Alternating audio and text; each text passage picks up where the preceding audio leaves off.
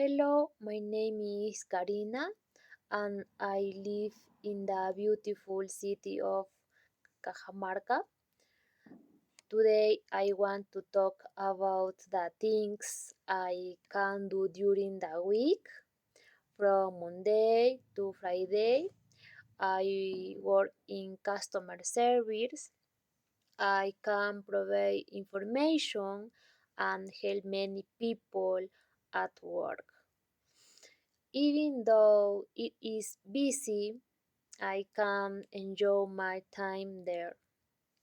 During the week, I can do many outdoor activities because I am busy with work.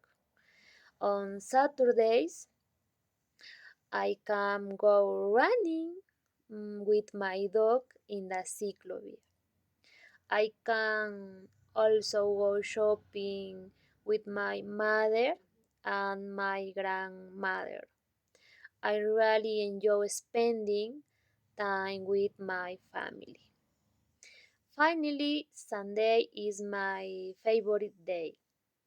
I go to the fire station because I am volunteer. There I can help people in emergencies, learn nice skills, and practice with my team. This is my favorite activities because I can support my community, and that's all. Thank you.